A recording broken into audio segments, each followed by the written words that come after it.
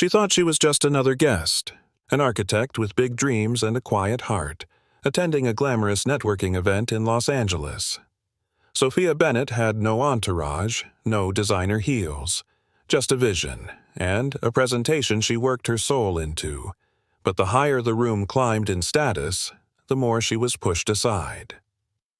When a rival unveils a design eerily similar to Sophia's, whispers begin to spread. Then, sabotage, public humiliation, and just when it seems like everything she's built might crumble, a black SUV pulls up, and the man she thought ran a small construction company? He opens the door, and with it, the truth.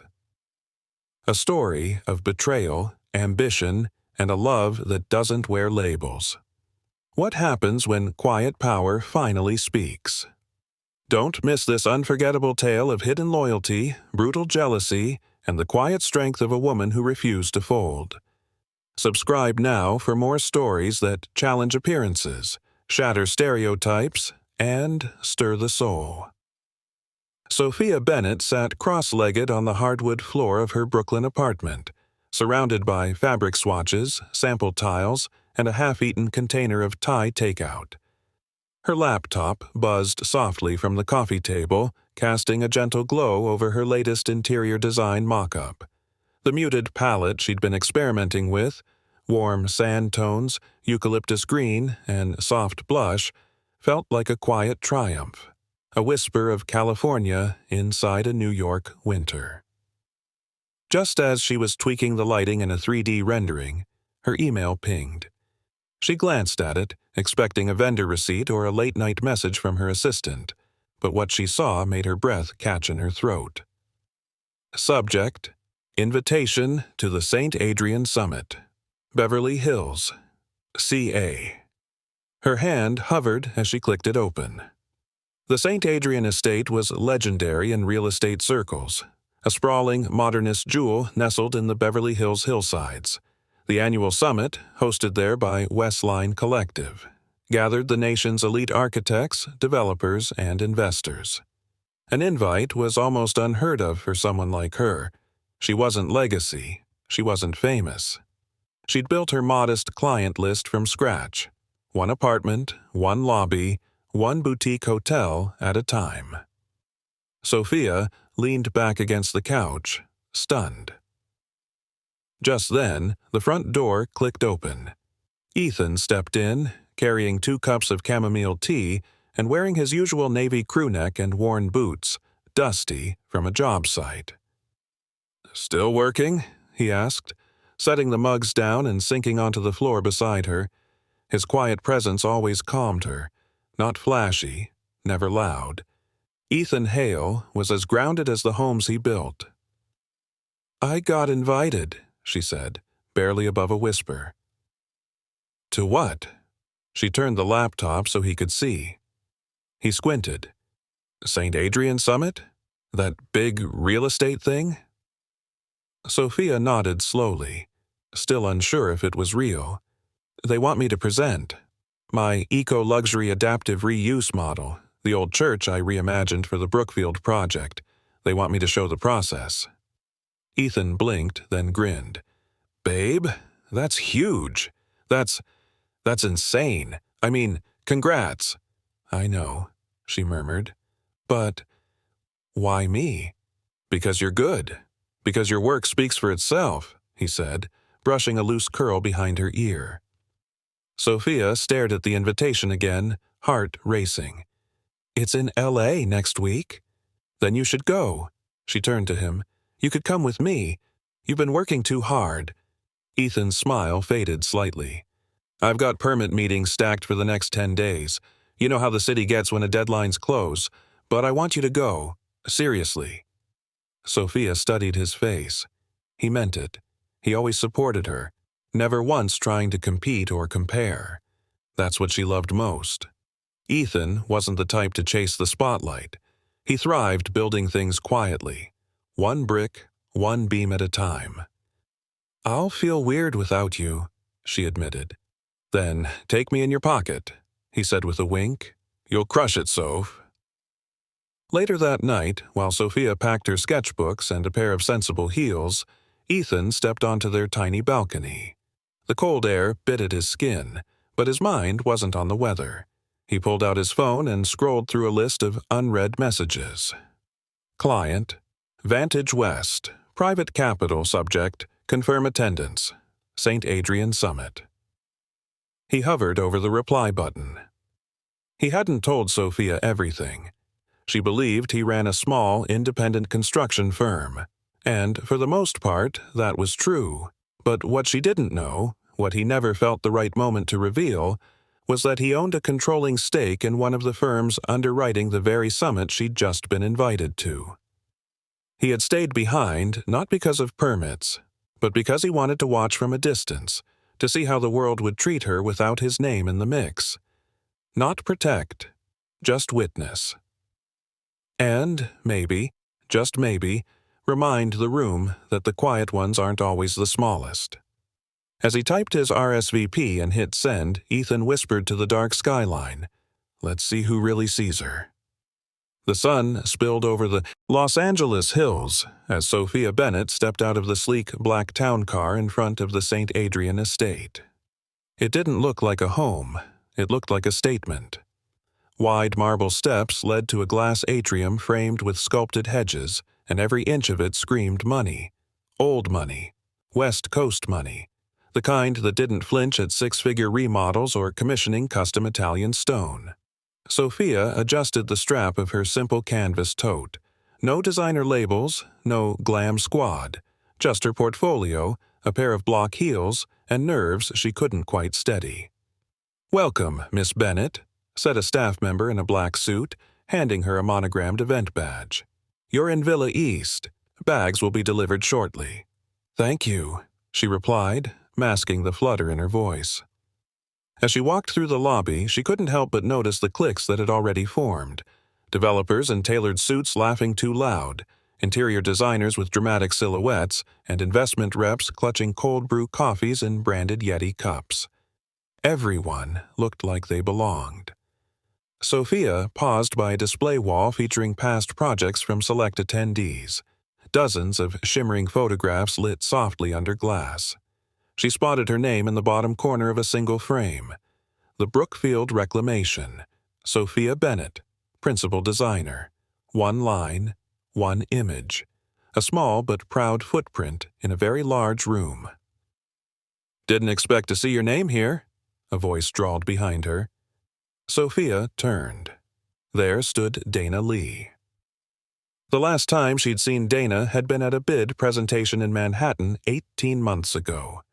Dana's proposal, bold, flashy, and entirely impractical, had lost to Sophia's subtler vision. Since then, they hadn't spoken. Dana wore sharp white trousers, a silk burnt orange blouse, and an expression as polished as her diamond studs. Her eyes flicked over Sophia's outfit. Simple black dress, soft curls pinned back loosely, and her smile tightened. "Small world," Sophia said, extending a hand. Dana took it lightly. "I'm surprised you came. West Coast's a different game. Not a lot of rustic loft conversions here." Sophia gave a calm nod. "Design's design. Place just adds context." Dana hummed. "Still traveling solo? No team? No press liaison?" Sophia shrugged. "I like to speak for my work." "Oh, how quaint," Dana said sweetly, then pivoted toward a passing group of developers. "Excuse me, Rob. Hi. Love the Venice townhouse you just sold. Stunning lines."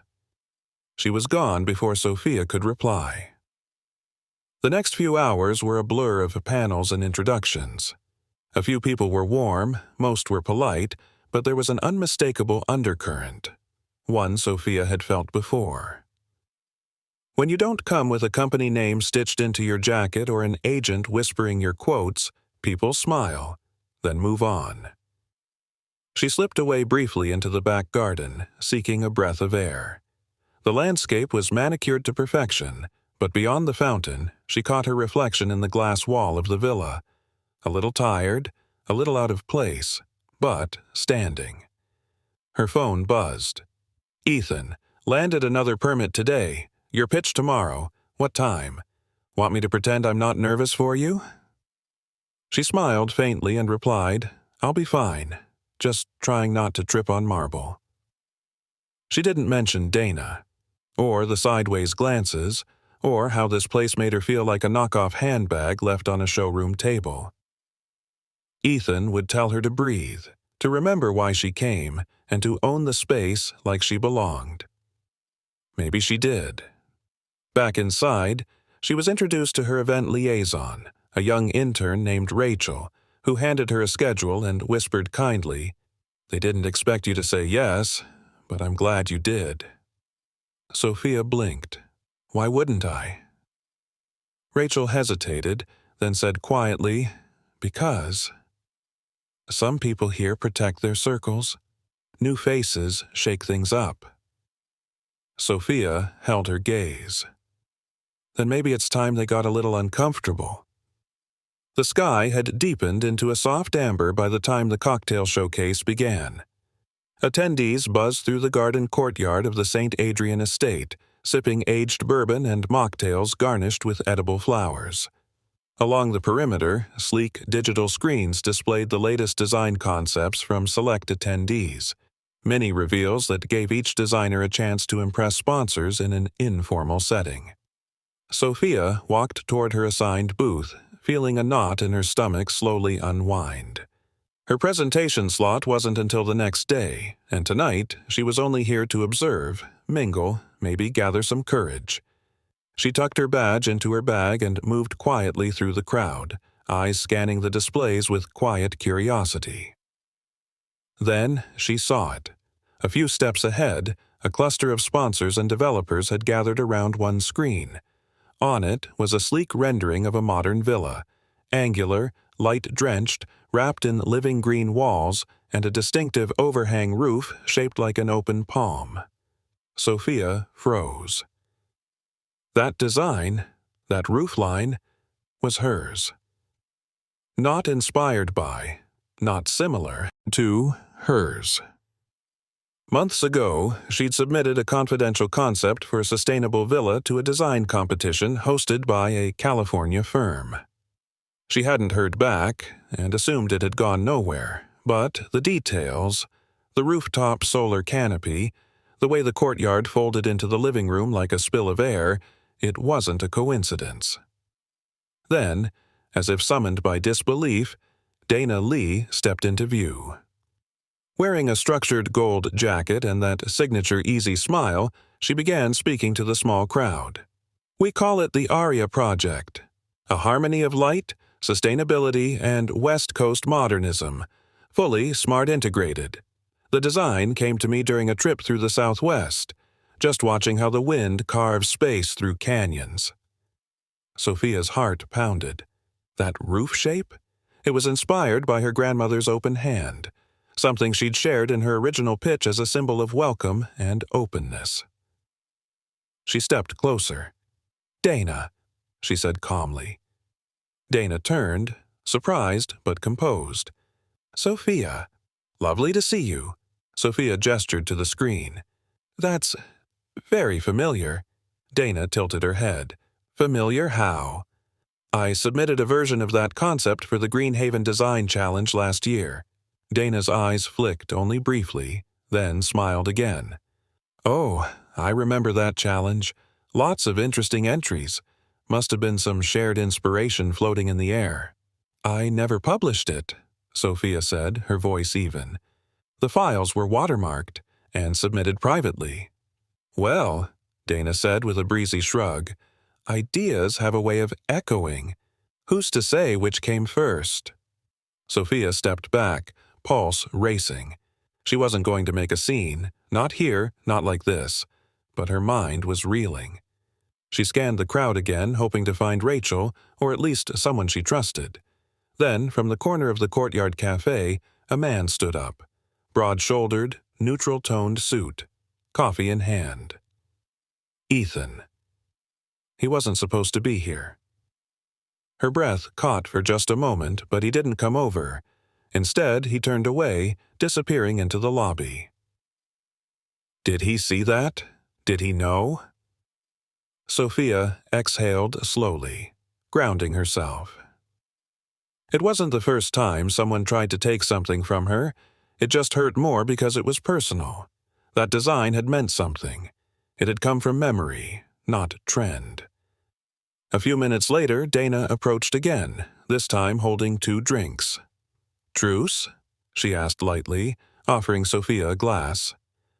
"I didn't realize we were at war," Sophia replied, not taking it. Dana leaned in, her voice low and sugar-sweet. "You've got talent, Sophia, no doubt, but this world's about exposure, timing, connections. Maybe take this as a sign to aim smaller. That way you don't get hurt." Then she smiled, turned, and melted into the crowd. Sophia stood rooted. Not broken, but burning. Tomorrow, she was supposed to present her own vision to that same crowd. Now, she wasn't sure what they'd believe. Sophia barely slept. All night, her mind reeled. The Aria project, Dana's smug smile, Ethan's brief appearance in the courtyard, and his sudden disappearance. She told herself she'd confront it tomorrow, but by morning, her confidence had frayed like the hem of a favorite coat worn one season too long. She rose early and went over her presentation 3 times. Every slide, every transition. She rehearsed the timing until the words felt like breath. This was her moment. She just had to get through it without losing her center. The morning sky over Beverly Hills was a flawless blue. Birds chirped from perfectly trimmed hedges as the summit crowd gathered inside the South Pavilion ballroom, waiting for the next round of breakout presentations. Sophia stood backstage with her USB drive clutched tightly in hand, glancing nervously at the schedule. She was up second. A tech assistant in a gray Summit polo smiled at her. "You're Sophia Bennett, right?" She nodded. "Cool.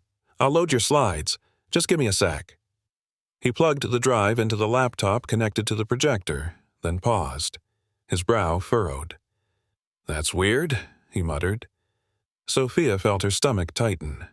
"What?" "These files won't open," he said, clicking again. "Looks like they're corrupted." "They worked last night. I checked 3 times. The tech tried another method, then shook his head. "Could be the drive itself. I can try to recover something, but it might take time." Panic buzzed in her throat. "I have backup copies on my email. I can pull them up." The tech pointed at the lockdown network. "We're not allowed to connect to outside email. Security policy." She stared at the screen, her heartbeat thudding against her ribs. "Is there any other way?" Before he could answer, a familiar voice cut in. "Use mine," Dana offered smoothly, stepping into the wings with a too-sweet smile. "You said it's just images, right? I've got PowerPoint. Happy to help." Sophia hesitated. Refusing would make her seem uncooperative. Accepting would feel like stepping onto a polished floor in socks. "Thanks," she said tightly. Dana's laptop was already open. The tech moved over to help her copy the drive contents. Sophia handed it over, trying to push past the unease crawling across her skin. Dana leaned in and whispered, "Don't worry, you'll shine. Even without insider help." Sophia blinked. "What are you talking about?" Dana gestured toward the seating area beyond the curtain.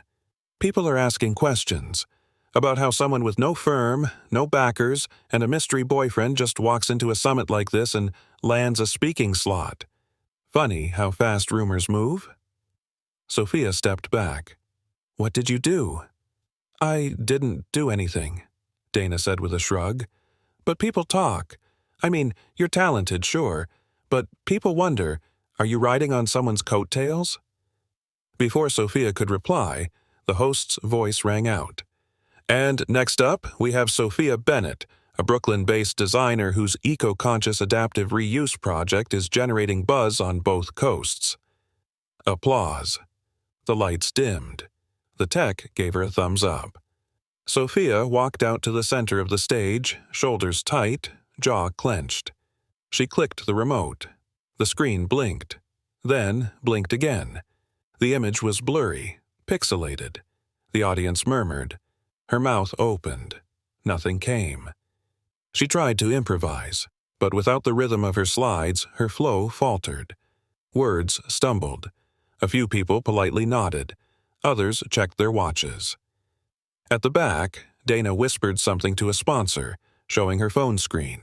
An old photo of Sophia and Ethan at a construction site, laughing, arms slung around each other. The sponsor's smile dropped. Sophia caught it out of the corner of her eye. The session ended with polite claps and lowered eyes. Sophia walked off stage in a fog, her throat burning. Backstage, she found her USB drive lying beside Dana's laptop, cracked clean through. Sophia stood in the corner of the ballroom foyer, clutching a half-filled glass of citrus water that tasted like chlorine and shame. Her presentation had ended an hour ago, but the embarrassment still clung to her skin like a second layer. She'd smiled politely through the post-session handshakes, pretending not to notice how quickly the room had moved on from her. She hadn't cried, not yet, but she could feel it welling inside her chest, tight and hot and aching. Outside the glass doors, the California sun still burned bright, but Sophia felt like she was under a cloud no one else could see. A voice broke through the static in her mind. "Here, you look like you could use this more than I can." Sophia looked up. It was the intern from earlier, the one who had handed her the schedule and whispered that not everyone wanted fresh voices in the room. Rachel. She held out a hot cup of coffee. Not fancy, just from the service bar, but the warmth radiating from the cup and the concern in her expression felt strangely anchoring. Sophia accepted it with a small nod. "Thanks." Rachel leaned against the wall beside her. "For what it's worth, I saw what happened. That wasn't your fault." Sophia gave a tight smile. "Tell that to the silence in that room?" Rachel hesitated, then added softly, "You weren't the first person whose files magically got corrupted. A junior architect from Dallas had it happen yesterday. He wasn't exactly competition, so no one noticed." Sophia looked at her sharply. "You think someone's doing it on purpose?" Rachel hesitated again, clearly torn. "Let's just say, people around here are very good at playing clean in public and messy in private, especially if they see someone as a threat." "Dana," Sophia said quietly. Rachel didn't confirm, but the look in her eyes was enough. Sophia turned her coffee slowly in her hands. "She showed the sponsors a photo of me and Ethan, tried to make it look like I got here through connections." "Do they know who Ethan is?" Rachel asked. "No," Sophia replied quickly. "At least, I don't think so. They think he runs a small firm in Brooklyn." Rachel arched a brow but said nothing. I never wanted help that way," Sophia whispered. "I wanted to earn this. I needed to prove it wasn't just some fluke, and now—" Rachel reached into her canvas tote and pulled out a folded envelope. "This was slipped under your villa door this morning. They told me to hand it to you after your session." Sophia blinked, confused, and took it. She opened the envelope slowly. Inside was a neatly printed set of slides, her exact presentation layout, rebuilt. But across the margins were handwritten notes, familiar strokes, calm, deliberate penmanship. "Ethan, Slide 3. Emphasize light retention through adaptive reuse. Don't downplay the spiritual warmth of the chapel. Lean into it. It's your soul they're buying, not just your angles." Sophia felt her breath hitch. She flipped through the pages. Each slide had been recreated, almost exactly. Every image placement, every data point. He must have stayed up all night. "I don't know who helped you," Rachel said gently, "but whoever it was, they believe in you a lot." Sophia stared down at the pages. Throat tight, she grabbed her phone, her fingers shaking slightly as she called him. "Hey," Ethan answered. Calm, like he was in Brooklyn, feet up on a windowsill. "You lied," she said, the words spilling out before she could temper them. You're here. A pause. Not exactly. Just around.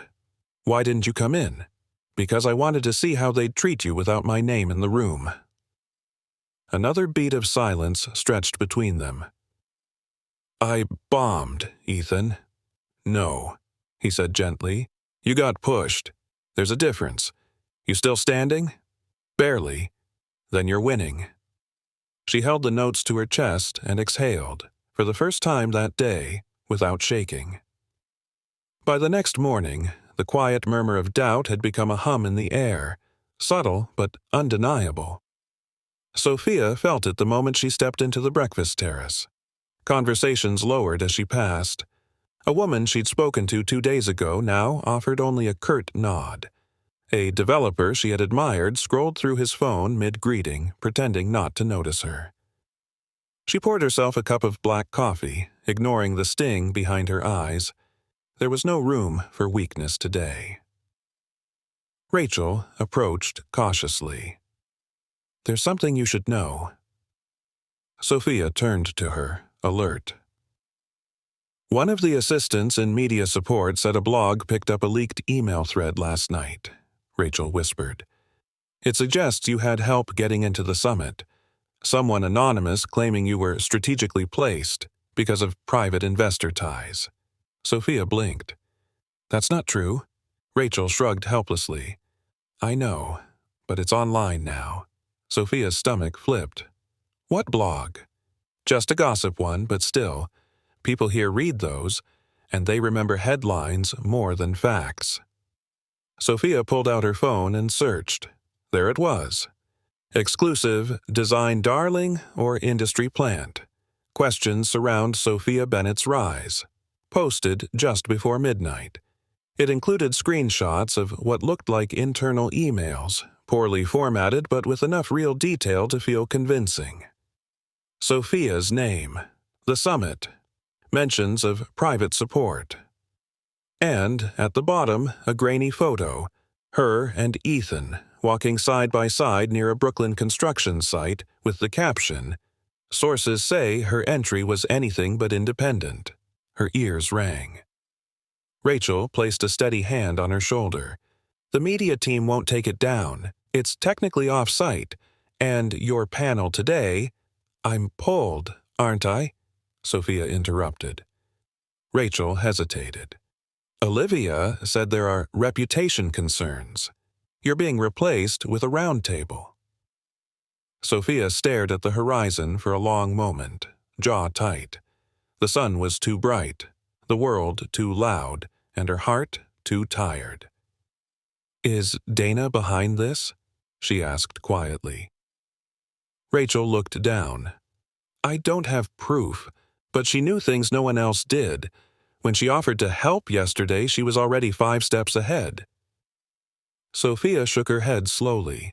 I didn't come here to win a war. I came here to share something real. Rachel's voice softened. Some people see authenticity as weakness.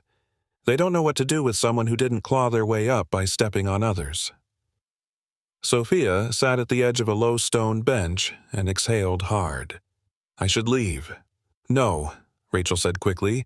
Don't let her push you out. You have something she'll never have. Sophia glanced at her. Originality, Rachel said. She copies. You create. Just then, Sophia's phone buzzed. A text from Ethan. Ethan, whatever's coming, don't run. You're not alone in this. She stared at the message, the screen blurring slightly. Ethan knew. He must have seen the post, but he didn't sound panicked. He sounded like a man who still believed in her, even when the room didn't. Her fingers hovered over the screen, typing and deleting 3 different replies before settling on the truth. Sophia, they're pulling me from the panel. I don't know how to fix this. His response came seconds later, Ethan. You don't need to fix what you didn't break. Just breathe. Keep your head up. The truth has a way of showing up right on time. She read it 3 times, then once more. The sun warmed her skin, and for a moment the noise faded. I'm staying, she said aloud, Rachel nodded, smiling softly. Then I'll stay too. Sophia stood up straighter, smoothed her dress, and looked toward the glass doors leading back inside. She had come too far to disappear. The rooftop garden of the St. Adrian estate was dressed in twilight elegance. Hanging lights swayed gently in the warm breeze, and golden hour turned every glass into a prism. This was the final networking dinner of the summit, the one where real conversations happened and quiet deals were sealed over the plates of ahi tuna and microgreens. Sophia walked onto the terrace, dressed in a soft navy wrap dress that hugged her frame but kept her grounded. She had spent the afternoon bracing herself, not for opportunity, but for survival. Her panel was canceled. Her name, though not officially removed, had been demoted to a footnote. Rachel had helped her rehearse the names of the attendees again, who worked for whom, who invested in what. Still, the room felt like an uncharted jungle. "Ah, there she is," a voice called. Sophia turned to see Olivia Crane, the summit chairwoman, greeting her with polite detachment. "We've placed you at table 9 tonight. Hope that's all right." Sophia smiled faintly. "Of course." She followed the gesture.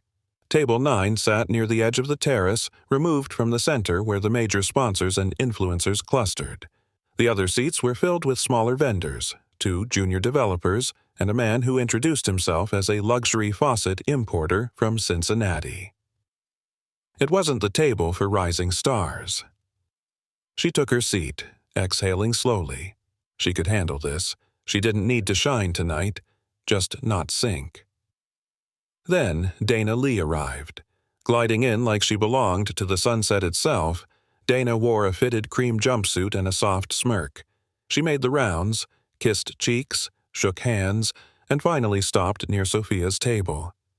"Ladies and gentlemen," Dana said cheerfully, raising her glass of white wine, "I just want to say how refreshing it is to see new faces here, even if some of them needed a little help getting in."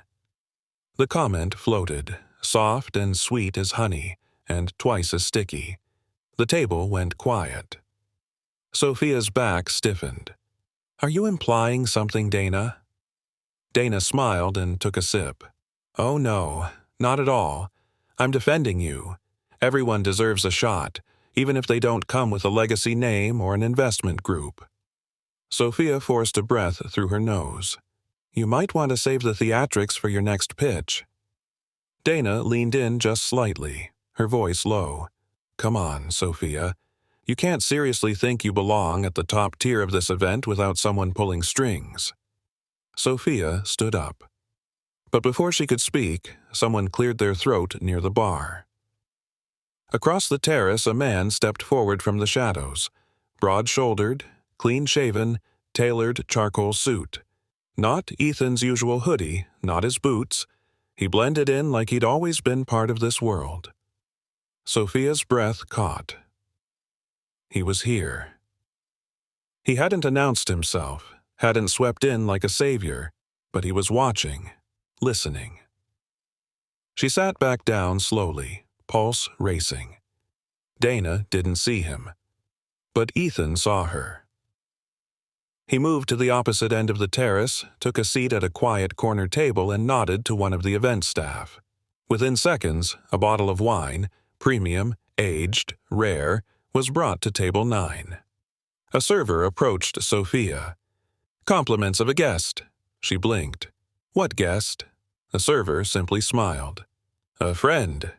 Dana narrowed her eyes, watching the exchange with vague suspicion.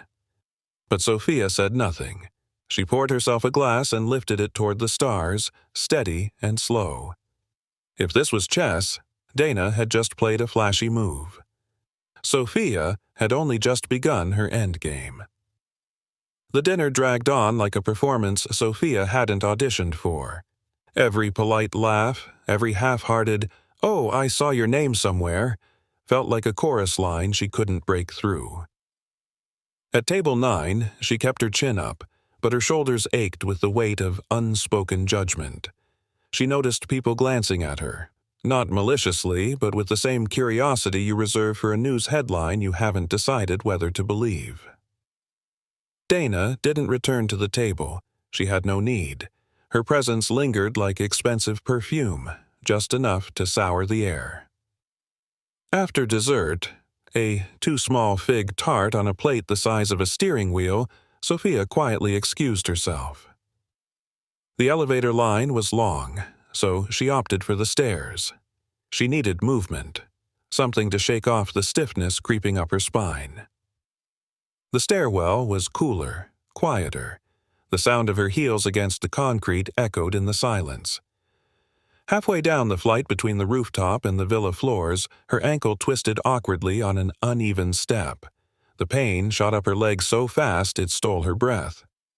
She cried out, catching the rail with one hand as her knee slammed against the edge of a step.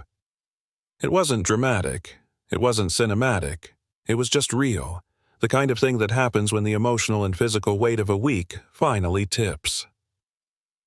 She sat down on the cold stair, teeth gritted, trying to breathe through it. Footsteps passed beyond the stairwell door. She waited for someone to peek in. No one did. Minutes passed. Then the door swung open again. A young valet in a navy uniform appeared, eyes wide. "Miss Bennett?" She looked up, surprised. "Yes?" He stepped in quickly. "Mr. Hale asked me to check on you. Said you might need a car." Sophia froze. "Ethan?" The valet nodded. "He's waiting at the front. Sent a private SUV." She hesitated, pride flickering, but her ankle throbbed in sharp pulses. "Okay," she said quietly. The valet helped her up gently, guiding her down the rest of the stairs and through a quiet service hallway that spilled out into a back driveway. There, under the soft hum of string lights, a sleek black SUV waited with its engine running. The rear passenger door opened, and Ethan stepped out. No hoodie, no jeans, just a charcoal suit, open collar, clean lines, his usual warmth tucked beneath quiet composure. Sophia stared at him. "You've been here all night?" He nodded, his voice low and steady. "Watching, listening, making sure you had space." She swallowed hard. "Why didn't you tell me?" Ethan stepped forward, helping her into the car. "Because I wanted to see how the world treated you without my name attached to yours. You deserved to know the truth, not the version filtered through someone else's status." She looked down at her swollen ankle. "Well, the world tripped me." He offered the smallest smile. "And yet, you're still standing." Inside the SUV, silence wrapped around them like a blanket. Sophia turned toward him. "They think I don't belong here. They think I needed you to open doors I built myself." "I know," Ethan said gently. "That's why I stayed out of sight. But I can't watch you limp through this alone anymore." He handed her a keycard. Elegant, minimalist. She turned it over. "What's this?" "Executive suite. Quiet corner. No questions asked. You'll have space to breathe and to think about what comes next." Her fingers curled around the card. "And what comes next?" Ethan leaned back in his seat, looking out at the city lights. "That's up to you, Sophia, but if you want to keep fighting, I'm right here." The car pulled away, and for the first time in days, she allowed herself to rest her head against the window. Not defeated, not alone. Just ready. The executive suite Ethan brought her to didn't look like a hotel room. It looked like a retreat carved out of calm itself. Floor-to-ceiling windows stretched across the far wall, offering a glittering view of Los Angeles at night. Lights twinkling like a constellation draped over the hills. Sophia stepped carefully across the wide planked hardwood floor, her ankle still tender. She limped toward the oversized couch and sat down, easing off her shoe with a quiet wince. Ethan moved around the space with the ease of someone who had been here before. He poured 2 glasses of still water from a carafe on the bar and handed one to her. "Is this where you've been staying?" she asked, not quite ready to look at him. He nodded. I've had this room since the summit started. She blinked. But this is in the East Wing, the private wing. You said your company couldn't get permits back in Brooklyn this week. I did. He took a slow breath, then sat across from her. And that wasn't true. I needed to be here. She finally looked up, locking eyes with him. Why the lie, Ethan? His voice was steady. Because I knew if I told you the truth too early, you'd second-guess every step you took here, every conversation, every handshake. You've worked your way up on your own. I didn't want my name interfering with that. What name? She asked quietly. He held her gaze, then reached into his blazer and pulled out a simple black leather folio. Inside was a badge. It read, Ethan Hale. Hale and Cross Developments. Principal Partner. Sophia stared at it, the words taking a few extra seconds to land. Hale and Cross? She repeated. The sponsor of this entire summit? He nodded slowly. I'm one of the 3 principal partners. We underwrote half the event. Dana knows. Olivia knows. A lot of people know, but they never connected me to you. I never gave them a reason to. Sophia sank back, stunned. You've been watching? Not in a weird way, he said quickly. I just needed to see how they'd treat you. Not the woman on my arm, not the partner of an investor, just you. And you showed them exactly who you are, even when they tried to break you. She covered her face with both hands, exhaling deeply. Ethan, you should have told me. You let me walk into all of this without knowing the ground I was standing on. I know, he said gently, and I hate that part. But you have to believe me. I never wanted to rescue you. I just wanted to be sure you didn't need me to. Her hands slowly dropped to her lap. Her voice was quiet. I didn't. But that doesn't mean it didn't hurt. I know. Silence stretched between them for a beat. Then he added, I've already started pulling the threads. The leaked emails, the corrupted files. I've traced where they came from. You're not imagining it. This was calculated. Sophia looked up again, her eyes sharpened by anger and clarity. Dana. Ethan nodded. She's been trying to sink you before your name even made the program list. And now? She asked, voice tight. I have everything I need, he said calmly. Metadata, timestamps, and a key witness. Rachel, she said, the pieces clicking together. Ethan smiled faintly. Smart woman. Sophia leaned forward. So, what's next? I'm arranging a closed-door meeting with the summit board and key sponsors tomorrow morning. You'll be there, and you'll show them who the real professional is. She looked at him for a long time, equal parts betrayed, relieved, and grateful. You know what hurts the most? She said, finally. What? That even now, I still want to impress you. Ethan reached for her hand, wrapping his around hers. You already did, he said softly. You just don't know it yet. The next morning arrived wrapped in a stillness that felt different, less like anxiety and more like clarity. Sophia stood in front of the mirror inside the executive suite, her dress a deep forest green with clean lines and no frills. It wasn't designed to impress. It was designed to state, I belong here. Ethan stood near the windows, phone in hand, speaking quietly with his legal advisor. Sophia could hear fragments. Compliance, NDAs, forensic timeline. The real work had already begun. A car waited downstairs to take them to a private conference room at the summit's administrative annex. Off-site, secure, discreet. Only 5 people were scheduled to be in the room. Olivia Crane, 2 major sponsors, Ethan, and Sophia. And Dana Lee. The drive was quiet, the air charged with something unspoken. When they arrived, Sophia paused at the entrance of the building, taking one final breath. You ready? Ethan asked. She nodded. Let's do this. Inside, the room looked like any upscale boardroom. glass table, soft leather chairs, a tray of untouched pastries.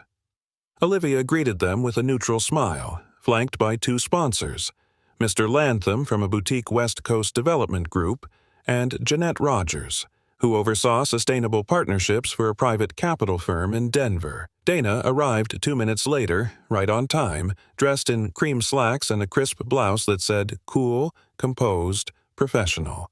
Her smile faltered slightly when she saw Sophia sitting confidently next to Ethan.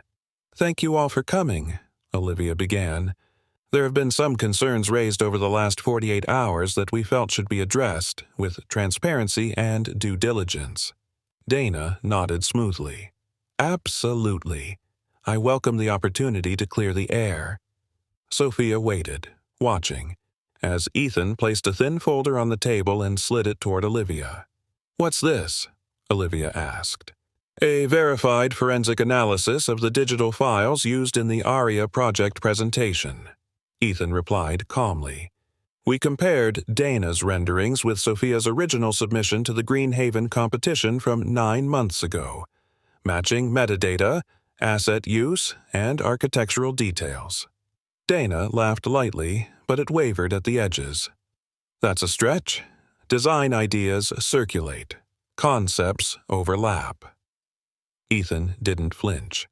"There's also the matter of the NDA signed by all competition entrants, including Dana, who served as a last-minute alternate judge that year." Dana's eyes narrowed.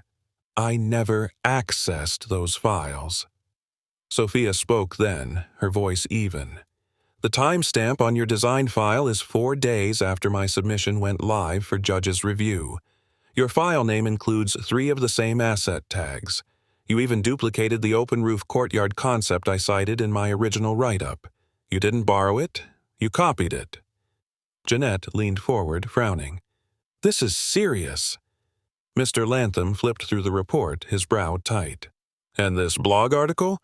The fake email leak?" Ethan slid another paper forward. "IP tracking confirms the original upload came from a hotel device registered under Dana's assistant's name. The email screenshots were fabricated using a third-party generator."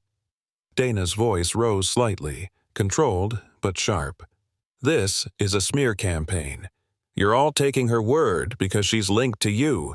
She snapped at Ethan. Ethan didn't blink. "If anything, I stayed out of this too long. But I'm done watching people like you poison a space meant for innovation." Silence hung for a beat too long. Olivia closed the folder and looked directly at Dana. "I think it's best if we excuse Ms. Lee from the remainder of the summit. We'll review the findings and notify our legal team." Dana stood slowly, smoothing her blouse. Her expression cracked, just for a second, but then the mask returned. "You'll regret this," she said quietly, then walked out. No one stopped her. Sophia sat still, her hands resting gently in her lap, pulse steady, not triumphant, just righted. After the meeting, as they stepped into the sunlight outside, Ethan looked over and said, "That was justice." Sophia shook her head gently. That was just the truth, finally given a voice. Sophia stood backstage again, but this time her legs didn't shake. The final evening of the St. Adrian Summit had arrived, and with it, the closing ceremony. What was supposed to be a celebration of innovation now carried an unspoken weight. Dana's absence hadn't gone unnoticed. Whispers circulated, and though no official announcement had been made, people sensed that something behind the curtain had shifted. Olivia Crane approached her, a faint smile softening her normally unreadable face. "We cleared a spot for you on the main program," she said. "You'll close the night. End on a note of integrity." Sophia nodded, heart thudding steadily in her chest. "Thank you, you earned it," Olivia replied, then added more quietly, "and I'm sorry for not stepping in sooner." Sophia offered a small, sincere smile. "You just gave me space to prove I could." The main hall was already buzzing with anticipation when Sophia stepped into the spotlight. Hundreds of faces turned toward her, not with skepticism, but curiosity, willingness. The large screen behind her glowed as her title slide appeared. The soul in space, designing for humanity, not hype. She took a deep breath, clicked the remote, and began. My name is Sophia Bennett, and I believe good design isn't just about beauty or market value, it's about memory, movement, and belonging. Her voice was steady, not rehearsed. She didn't speak like someone performing. She spoke like someone sharing something she loved. She walked the audience through her concept for the Brookfield Church reclamation, how a condemned structure meant for demolition had become a light-filled community space. She showed how natural materials could meet smart technology without losing soul, and how a space could welcome not just bodies, but stories. Slide by slide, her vision unfolded. She saw heads nodding, eyes widening, phones lowered, people listening. At one point, she glanced toward the back of the room and saw Ethan, arms folded, pride written across his face. He didn't wave, didn't wink, just stood there, solid as ever. For the first time all week, she didn't need him to lift her. She was already flying. When she finished, the room held still for a second. Then came the applause. Rising, genuine, warm. No politeness, no pity, just respect. As she stepped off stage, Olivia met her again, this time with both hands extended. That was beautiful, she said, eyes glassy. Before Sophia could respond, another woman appeared at her side, Jeanette Rogers, one of the senior sponsors from the closed-door meeting. I'd like to speak with you tomorrow, Jeanette said. We're launching a wellness retreat in Sedona. We need someone who can bring the earth into the architecture, not just build on top of it. Sophia's mouth parted slightly. I'd love to talk. As the crowd thinned and music began to fill the space, Sophia stood near the edge of the room, her program in hand, unsure where to go next. Then Rachel appeared, carrying 2 glasses of sparkling water and a wide grin. You crushed it. Sophia took a glass with a grateful nod. Thank you for everything. Rachel leaned in, whispering, Some people still think this world only opens to the loudest voice, but tonight you proved the quietest ones sometimes carry the biggest truth. Sophia felt her throat tighten. I couldn't have done it without you. Just then, Olivia returned to the stage and tapped the mic. Before we close, she announced, I'm pleased to share that Sophia Bennett will be joining our partner initiative for next year's Sustainability and Design series, bringing thought leaders and emerging talent into real-world collaboration. More applause, more whispers. Sophia could only smile. No vindication speech, no grand gesture, just grace. Because when the storm clears, the strongest things left standing are the ones built with intention. The summit had ended, but the buzz hadn't. Photos from Sophia's final presentation circulated like wildfire across social media. Screenshots of her design renders trended on LinkedIn under hashtags like #human-centered design and #risingvoices. Comments poured in, admiration from strangers, messages from young designers, and questions from curious firms wanting to connect. But as the light of validation reached Sophia, a shadow stirred on the other side.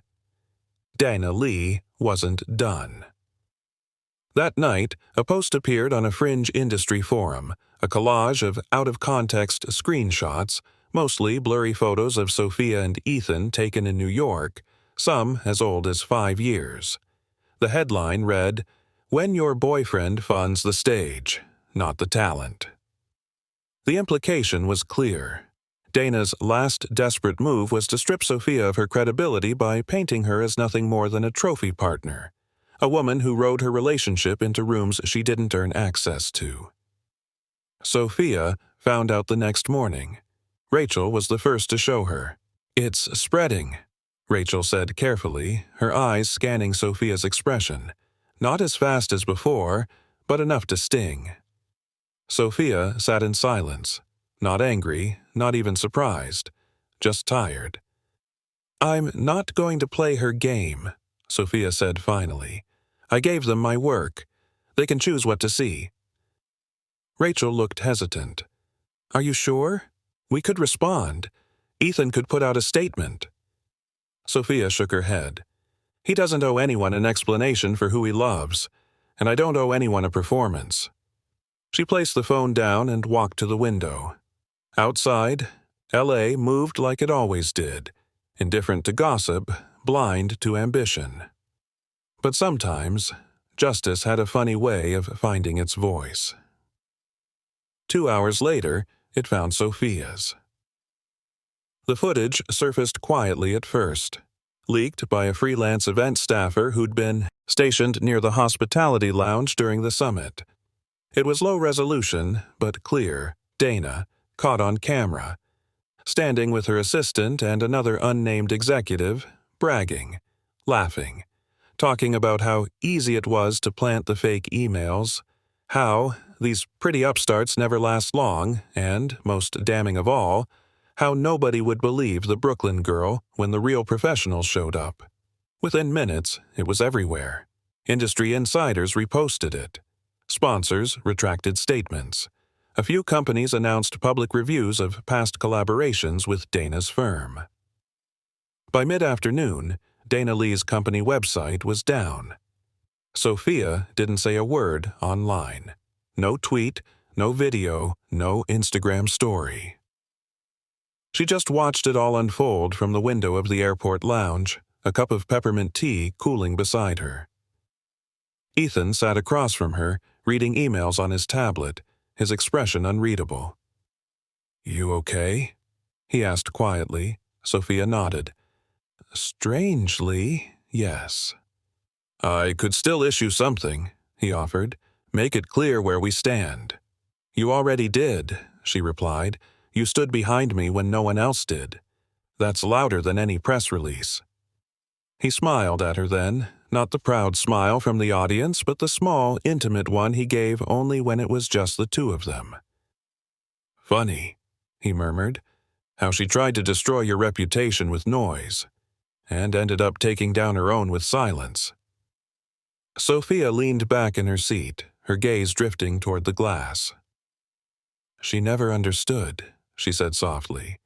"You can't fake soul, and you can't steal voice, not for long." Just then, Rachel texted her. "They're calling it the most graceful takedown in Summit history, and you didn't even lift a finger." Sophia smiled.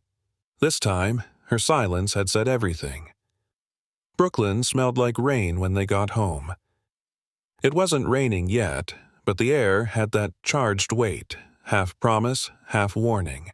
Sophia stepped out of the cab and stood on the sidewalk for a moment, just taking in the familiar cracks in the pavement, the uneven bricks on the building across the street, the tiny deli with its neon ATM inside sign flickering in the window. After everything that had happened, this was what she needed most. Not applause, not recognition, just something real. Ethan rolled her suitcase up beside her. "Home, sweet home," he said softly. She nodded. "Yeah, it is." Inside the apartment, it was exactly how they'd left it. A dish towel still hanging from the oven handle, her sketchbook half open on the dining table, a dried eucalyptus bundle still clinging to the last of its scent in the kitchen vase. Sophia dropped her bag and kicked off her shoes, letting her feet touch the old hardwood. "I miss this floor," she murmured, "even the little creaks." Ethan wrapped his arms around her from behind. "You didn't need a glass penthouse, just needed these planks and peace." She leaned into him, letting her weight fall gently back. "You know, I thought winning would feel louder, more obvious, but this?" She gestured around them. "This feels like the real reward." He kissed her shoulder. "Maybe that's because you know now who you are, whether people see it or not." They spent the rest of the day quietly, unpacking, laundry, takeout from their favorite Thai place 2 blocks over. At sunset, they walked to the pier, just like they used to before the summit, before the storm. The sky burned in shades of coral and indigo, casting long reflections over the East River. Sophia held a paper coffee cup between her hands, warming her fingers. They sat on the same bench where, months ago, they'd first talked about ambition, about what it meant to dream without being driven by status. She turned toward him now, her voice soft but sure. "You know I love you, right?" Ethan raised an eyebrow. "Yeah, but I'll never get tired of hearing it." She smiled. "Good, because I don't say it out of habit. I say it because you made space for me to grow, not with your name, not with your connections, just with your belief." He looked at her then, the way he always did when he wasn't trying to be impressive, eyes clear, heart open. "You never needed my name, Sophia. You just needed a fair shot, and someone to remind you that you were never small." They fell into silence again, watching the river roll by. A jogger passed. A group of teenagers laughed in the distance. A dog barked at a pigeon. Life went on. Sophia leaned her head on Ethan's shoulder. "So, what now?" Ethan laced his fingers through hers. "Whatever you want. Start your firm. Travel. Sleep for a week straight." She chuckled. "All of the above?" He kissed her temple. "Especially the sleep part." She pulled her coat tighter, the air turning cooler by the minute. "I used to think I had to prove something to be taken seriously. That being quiet meant being overlooked. And now?" he asked. She looked out across the water. "Now I know quiet isn't the opposite of power. It is power, when it's rooted in truth." Ethan didn't say anything. He didn't have to, because here, in the stillness of a Brooklyn evening, far from microphones, money, and masks, they had everything that mattered. No labels, no headlines. Just love. 2 months later, the small brownstone on Henry Street buzzed with a quiet energy. Eager footsteps on the stairs, murmurs of excitement, the clinking of glasses behind folding doors. A new name had appeared on the front window, hand-painted in soft gold script, Bennett and Form, human-centered interiors. Inside, Sophia stood by the entrance of her brand-new design studio, part showroom, part office, all heart. The space wasn't flashy. No velvet ropes or gallery installations, just clean white walls, warm wood accents, natural light filtering through linen drapes, and a table of her latest project boards for the Arizona Retreat collaboration. Guests filled the room, some familiar, former clients, local architects, others new, drawn by the buzz her name had gathered since the summit. But Sophia moved through them with calm ease, her presence grounded, unhurried. Rachel hovered near the refreshment station, sipping lemonade and scanning the space like a proud younger sister. "You know this is already trending online, right?" she whispered when Sophia passed. "I'm trying not to think about that," Sophia replied with a grin. "I'm just hoping nobody notices we ran out of gluten-free crackers." From the back corner, Olivia Crane approached, dressed in a linen pantsuit that made her look as composed as ever. "This place," she said, sweeping a slow look around, "feels like you." Sophia smiled. "That's the goal." Olivia handed her a slim envelope. "You'll be the keynote at next year's summit. We've restructured the board to include more first-generation creatives, and you'll be helping shape the mentorship track." Sophia's brows lifted. "That's a big shift." "You caused a big shift," Olivia said plainly, "and you did it without yelling once. That's rare. That's what we need more of." They clinked glasses, just water and lemon, and Sophia felt the moment anchor in her chest. This was the moment she had imagined for so long, and yet it felt nothing like a finish line. It felt like page 1. Later, when the guests began to leave, Sophia found herself near the back wall, away from the music and mingling. She gazed at the 3 frames she'd hung the night before, the Brookfield Chapel render, her original Greenhaven submission, and a candid photo of her standing barefoot in the new studio, hammer in one hand, coffee in the other. A voice broke through. You always said the soul of a space comes from intention. I think this one has yours in every corner, then. He stood in the doorway, holding a single white daffodil, her favorite. She laughed softly. You remembered. He handed it to her with a wink. I remember everything. They stood in silence for a moment, watching as the last of the guests disappeared down the stairs. The light inside the studio dimmed as the sun fell lower behind the Brooklyn skyline. Sophia turned to him. You never really asked me how I wanted to celebrate tonight. Ethan arched a brow. Is that my cue? She smiled. It's my turn to ask you something. He tilted his head. Shoot. If we stripped it all away, the titles, the articles, the deals, would you still be the guy who sat on the floor with me at midnight, sorting fabric swatches and ordering bad Thai food? He didn't hesitate. Always. And I'd still let you pick the curry, even though you pretend it's not too spicy. She leaned into his chest, her fingers brushing the lapel of his coat. Then that's all I need. They stood there, just the two of them. No investors, no competition, no past mistakes. Just stillness, strength, and a shared future they built together, board by board, word by word, choice by choice. As the door gently clicked shut behind them, the world quieted, and for once there was no noise Sophia needed to outshine. She had already arrived, and this time she was staying. Thank you for watching till the end. If this story touched your heart, made you think, or brought a tear to your eye, that's why we tell it.